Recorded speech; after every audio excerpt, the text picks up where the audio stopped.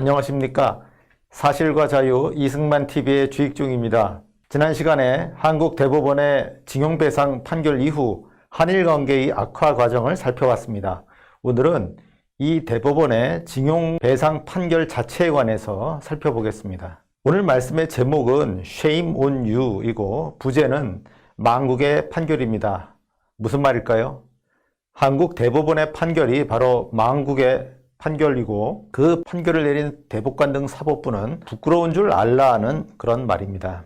한국 대법원의 징용배상 판결은 2012년 5월 그리고 2018년 10월 11월 이렇게 두 번 있었습니다. 두 번 모두 두 일본 회사 신일철 주금과 미쓰비시 중공업이 그 대상이었습니다. 아시다시피 이 판결은 일제와 강제동원 피해자에 대한 일본 기업의 손해배상 책임을 인정한 것입니다. 요지를 보면 즉 일본의 불법적 식민 지배에 따른 피해에 대한 배상은 1965년에 청구권 협정에서 다뤄지지 않았다. 그래서 이제 피해자들의 손해배상 청구권은 살아있다 하는 겁니다. 대법원은 징용, 즉 강제로 노무자 생활을 해야 했던 데 따른 정신적 피해에 위자료를 지급하라고 판결했습니다. 신일철 주금과 미쓰비시의 피해자당 각기 1억 원씩 혹은 8천만 원씩 이렇게 주라고 했습니다. 그 후 판결이 집행이 되면서 한일 국교 파탄 위기가 온 것은 지난 시간에 살펴봤습니다. 오늘은 우선 이 두 소송건의 성립 경위인 이른바 강제동원을 살펴보겠습니다. 미쓰비시 소송 원고가 5명인데 이들은 1923년에서 26년 사이 출생자입니다. 만 18세에서 21세 되던 1944년 8월과 10월 사이에 집중적으로 경성부와 경기도에서 징용영서, 그러니까 영장이죠.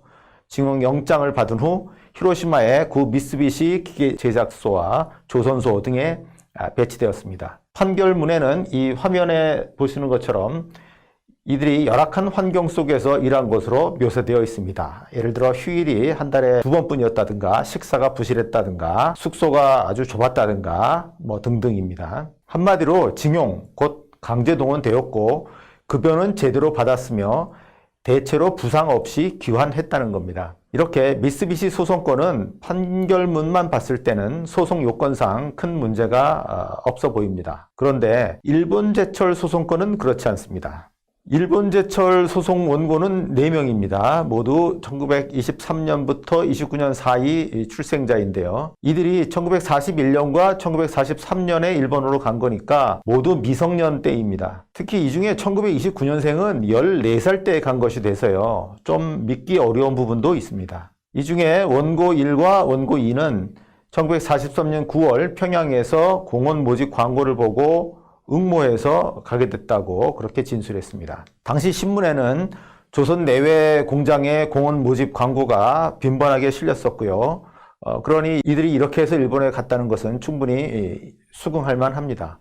여하튼 이들은 오사카 제철소에 배치가 되었습니다. 반면에 원고 3, 이 사람은 1941년 대전에서 보국대로 동원돼서 일본으로 갔고 그래서 가마이시 제철소에 배치되었다고 했습니다. 자, 보국대는 근로보국대의 줄임말인데 이건 주로 학생이라든가 여성이라든가 농민을 농번기 때의 농촌, 또 토목공사장 아니면 기타 공장사업장에 단기로 임시공원으로 동원한 걸 말합니다. 그런데 일본 제철의 공원은 단기 임시 일자리가 아니죠. 그러니까 보국대로 일본에 끌려갔다고 하는 원고 3의 진술은 신빙성이 낮습니다. 모집으로 갔다고 보는 게 역시 맞겠습니다. 원고 4는 역시 군산에서 모집에 응해 일본으로 갔고 그래서 야타 제철소에 배치되었다고 했습니다. 자, 정리를 해보면 결국 이 4명은 모두 모집에 응해서 일본 제철의 공장에 간 것이니 징용 노무자라 할 수 없습니다. 다만 그중 원고 1과 원고 2, 이 2명은 1944년 2월 현원 징용되었다고 했기에 징용을 일부 인정할 수는 있습니다. 현원 징용이란 건 뭐냐면은 어떤 사업장이나 공장이 일본 정부에 의해서 징용 사업장 또 공장으로 이렇게 지정이 되는 겁니다. 그렇게 되면 그 종업원이 모두 징용된 것으로 간주돼서 그래서 임의로 회사를 떠날 수 없게 그렇게 된 것을 말합니다. 그러니 어쨌든 원고 1과 2는 일본 제철의 공장에서 일하던 중에 그대로 작업장의 변동은 없이 어쨌든 징용된 걸로 볼 수도 있겠습니다. 특히 문제가 되는 게 이 원고 3입니다. 원고 3은 2012년 판결문에서는 1941년부터 45년 해방 때까지 일본 제철 공장에서 일한 것으로 그렇게 되어 있는데요. 그런데 2018년 판결문에서는 1944년에 징병되어 군사훈련을 받은 후 미군 포로감시원을 하다가 해방을 맞았다고 그렇게 되어 있습니다. 뒤에 다루지만 이 부분이 매우 중요합니다. 이들도 대체로 임금을 전혀 못 받았다 이렇게 했지만은 그 진술에 신빙성이 없을 뿐더러 무엇보다도 이 부분은 배상 판결과 무관하기에 더 이상 거론하지 않겠습니다. 자, 이렇게 이상 두 소송에 관련 기초 사항들을 검토해 봤습니다. 자, 그런데 한국 대법원은 이 원고들의 진술이 사실인지 그들이 징용 노무자인지 제대로 검토하지 않고 판결을 내렸습니다.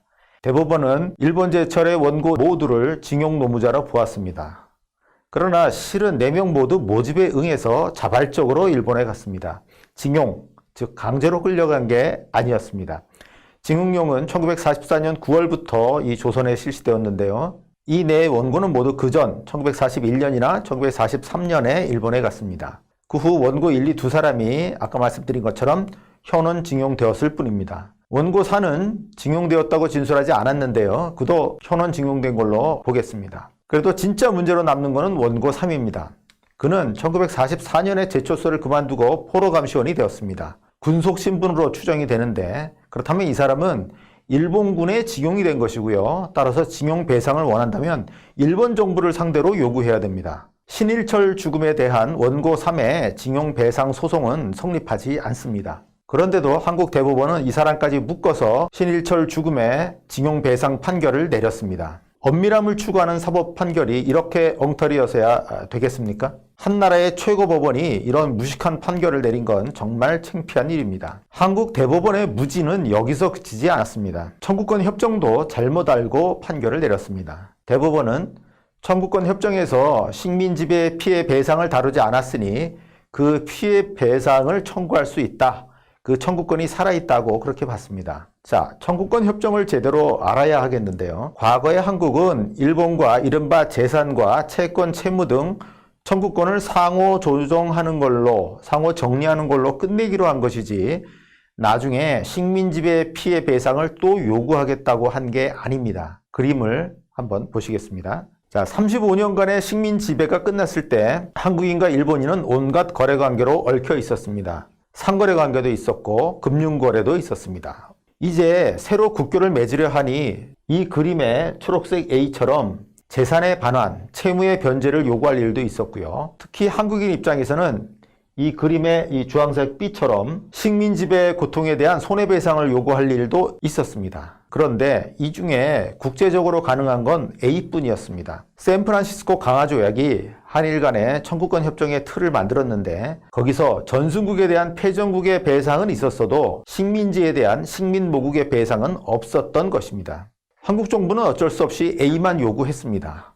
그리고 일본 정부도 같은 입장에서 청구권 교섭에 응해서 회담 개시 후 13년 뒤인 1965년 국교가 정상화되고 청구권 협정이 체결되었습니다. 그런데 한국이 약 50년 후에 일본에게 정색을 하고 식민 지배 고통에 대한 손해배상을 요구합니다.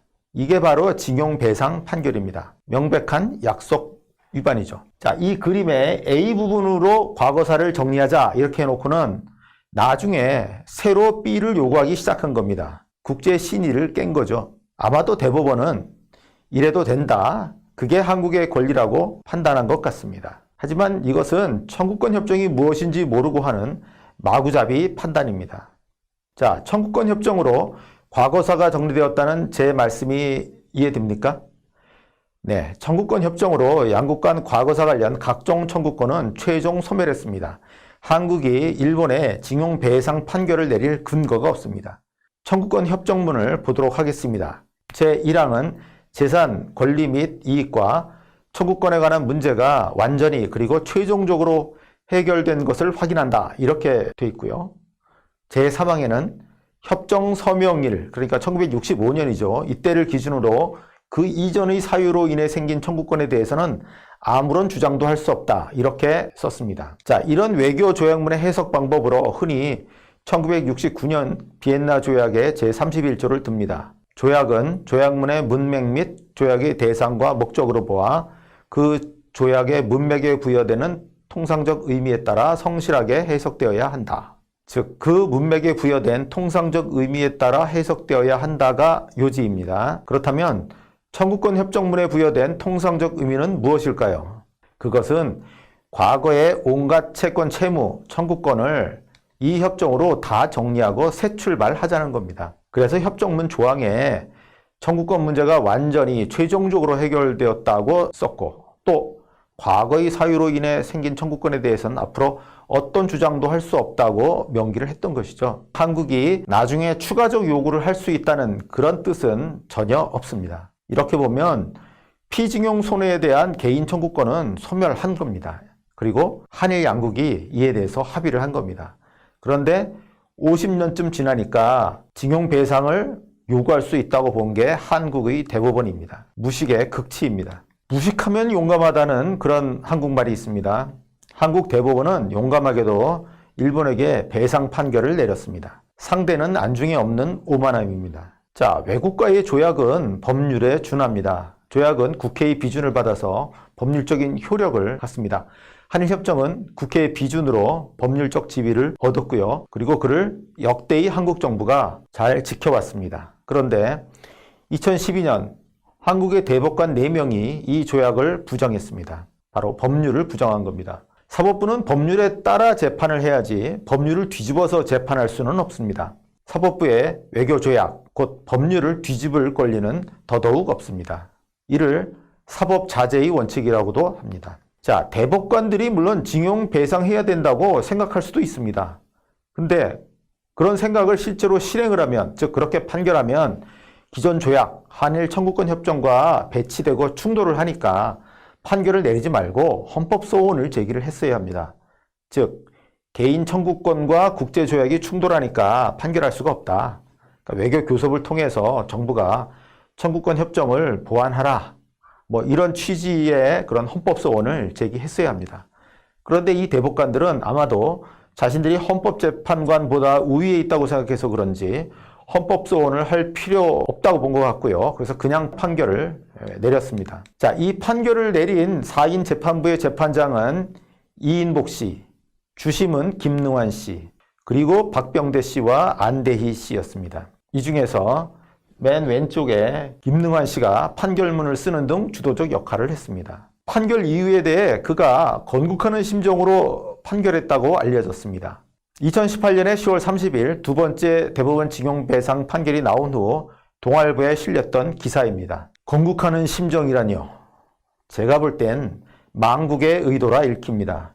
대법원이 이렇게 판결하면 행정부가 어떻게 해볼 수가 없습니다. 이런 판결이 나오면 유사소송이 줄을 잇습니다. 벌써 900명이 소송을 제기했다고 하지 않습니까? 그 집행에 들어가면 한일 관계가 파탄 날이라는 게 뻔히 보이지 않습니까? 이게 민족 정기를 살리고 한일 관계를 바로잡는 그런 일입니까? 바로 이 판결 때문에 한일 관계가 파탄 위기에 몰렸습니다. 안보상으로도 위험이 증폭되었고 경제상으로는 더 말할 나위도 없습니다. 일본과의 경제관계가 중단되면 일본도 손해를 보겠죠. 하지만 한국은 요즘 흔히 하는 말로 폭망입니다. 자, 이 4명은 지금 자신의 판결로 이렇게 세상이 뒤집히니 흐뭇할까요? 아니면 이런 일이 일어날지 미처 몰랐기 때문에 당황했을까요? 일제말 노무동원이 무엇인지, 청구권 협정이 무엇인지도 잘 모르고 오만하게 판결을 내린 데 대해서 2012년에 이 대법관 4명과 2018년에 대법관 전원은 부끄러운 줄 알아야 합니다. 좀 부끄러운 줄 아세요. Shame on you. 여기까지 하겠습니다.